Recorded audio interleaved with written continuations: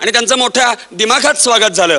परंतु काही बातम्या झळकल्या की इथल्या राज्यकर्त्यांनी त्यांना मागे बसून त्यांचा अपमान केला आणि या हास्य कोर्टामध्ये त्यांच्यावर आरोप दाखल करण्यात आला की स्वतःचा चेहरा दिसण्यासाठी क्रिकेटर्सना मागे बसवलं गेलं आणि विजेत्यांचा अपमान केला. आणि यावेळी इथं आरोपींची बाजू मांडण्यासाठी म्हणून कोणीतरी पाठवलं पाहिजे, पण नेत्यांना एकतर वेळ नव्हता किंवा त्यांना जायचं धाडस नव्हतं. मग अशा वेळी कुणाला पाठवायचं असा प्रश्न त्यांच्या समोर पडला आणि यावेळी त्यांना एक नाव सुचलं आणि त्या व्यक्तीला त्यांनी पाठवलं. पॉवर ऑफ अटर्नी किंवा वटमुक्त्यार त्यांना दिलं आणि त्यांना पाठवलं. तो एक गोड कवी मनाचा माणूस होता आणि तो दाखल झाला त्या हास्य कोर्टामध्ये. बेलीपनं आरोळी ठोकली, कवी अशोक नायगावकर.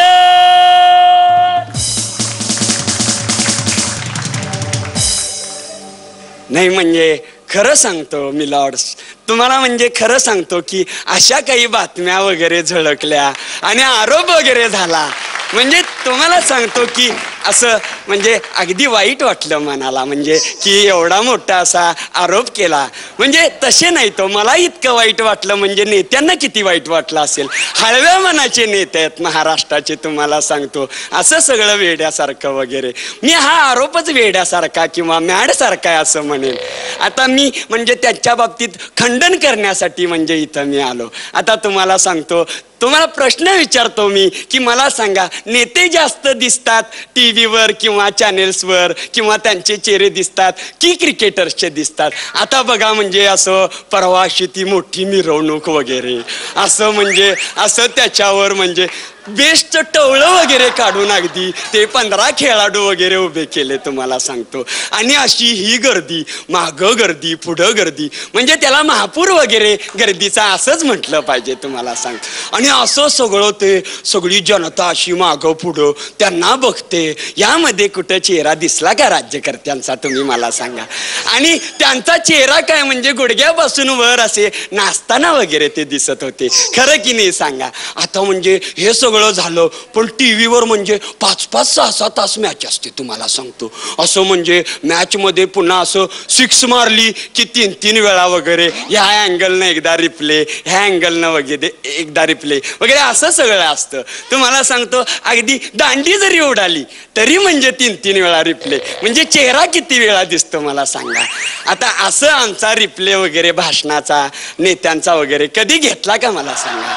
अगदी म्हणजे कधीतरी असं म्हणजे आम्ही निवडून वगैरे आलो की तोंडाला गुलाल वगैरे लावलेला असतो तुम्हाला सांगतो. आणि तिथं तेवढा असा पटकन 2 मिनिटाचा बाईट असा घ्यायचा. मग आम्ही 1200 वाक्य बोललो तर 4च वाक्य दाखवली जातात, ती पण अशी म्हणजे असा सगळा भाग तुम्हाला सांगतो. आणि म्हणजे चेहरा दिसायचं म्हणाल तर गुलालानं माखलेला वगैरे तो पण क्लिअर दिसत नाही. आणि कधीतरी निवडणूक हारली आणि पडलेलो असलो तर यांची म्हणजे गडबडच आमचा पडलेला चेहरा दाखवायची वगैरे. आणि त्यावेळी बोलत नसताना प्रश्न वगैरे विचारतात आणि बाकी सगळं आपणच निगेटिव्ह बोलतात ते प्रणव वगैरे, प्रद्युम्न वगैरे, चॅनलचे रिपोर्टर. मग मला सांगा आमचं कुठं चुकलो? आणि तुम्हाला सांगतो 5-5 तास मॅच असते, मध्ये ब्रेक झाला की ब्रेकमध्ये जाहिरातीमध्ये सुद्धा यांची चेहरे, म्हणजे मला सांगा.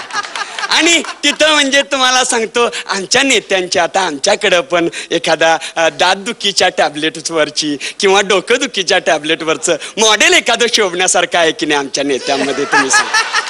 म्हणजे एखादं च्यवनप्राश वगैरे असं शोभण्यासारखं पोट सुटलेले पण नेते आहेत की नाही? म्हणजे अन्याय आहे की नाही आमच्यावर? तुम्हाला सांगतो आता म्हणजे असं छान असं म्हणजे इतके म्हणजे आरोप आमच्यावर होतात. आमच्याकडे निगेटिव्ह दृष्टिकोनातूनच बघितलं जातं तुम्हाला सांगतो, वेड्यासारखं असं. म्हणजे आता तुम्हाला सांगतो आमचे 1.5 लाखांना वगैरे मताधिक्यानं आम्ही निवडून येतो खरं म्हणजे. पण असं म्हणजे यांनी 5-5 रनांनी मॅच जिंकली तरी काय दिवसभर टीव्हीवर चर्चासत्र वगैरे वगैरे असं कधी असतं का सांगा? आणि चर्चासत्रामध्ये ते कपिल काय, संदीप पाटील काय, सिद्धू काय, मध्ये एक मुलगी सुद्धा असते असं म्हणजे ती काय ती नावाशी प्रामाणिक आहे पूर्णपणे. म्हणजे मंदिरा नाव तिचं, म्हणजे मंदिराचं कसं असं म्हणजे दरवाजे दर्शनासाठी खुले असतात का म्हणून असं म्हणजे मला म्हणायचं. म्हणून ते म्हणजे म्हणजे मला सांगा आता, आम्ही दिसतो की ते दिसतात? हा, माझी मुलगी मला म्हणे बाबा ते 2020च्या मॅचमध्ये तेच चेहरे बघून थोडा कंटाळा आला, पण तिथं त्या कार्यक्रमाला असे 50-50तले म्हणजे 50तले वगैरे चेहरे दिसले, बरं वाटलं, वेगळं वाटलं, ज्येष्ठांना आदर दिल्यासारखा वाटला. आता मला सांगा, अशी ही गर्दी म्हणजे वानखेडे स्टेडियम, आता एवढी गर्दी जमली, इथं थोडीशी इच्छा होणार की नाही की आपला चेहरा दिसावा, भाषण करावं, असं होणार की नाही? आणि आपणहून आलेली गर्दी, आमच्या भाषणाला गर्दी असते, पण आपणहून आलेल्या गर्दीचं सौख्य थोडं वेगळंच नाही का? म्हणून म्हणजे अगदी असं मला म्हणायचं होतं. आणि दुसरी गोष्ट म्हणजे तुम्हाला सांगतो की प्रथा आहे आपल्याकडं की सत्कार मूर्ती हा प्रेक्षागृहामध्ये बसलेला असतो, मग त्याचं नाव पुकारलं जातं, मग त्याला वर वगैरे बोलवतात, मग ते शाल, श्रीफळ, हार, मोमेंटो देतात, परत खाली जा म्हणून सांगतात. अशी प्रथा असून सुद्धा आम्ही मोडली आणि वर म्हणजे असं 15 जण सांगतो तुम्हाला, 4 जण खेळली नसताना त्यांना बसवलं आम्ही. म्हणजे खरं आहे की नाही सांगा तुम्ही मला, असं मला सांगा तुम्ही, म्हणजे इथं काय चुकलं?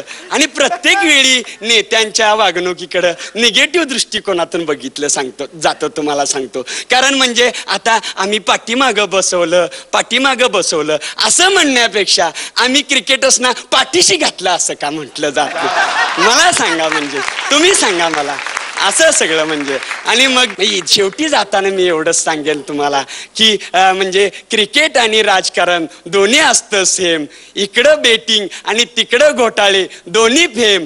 त्यांनी केला तर खेळ आणि आम्ही केला तर गेम, म्हणजे तुम्ही जाता न्याय द्या आम्हाला.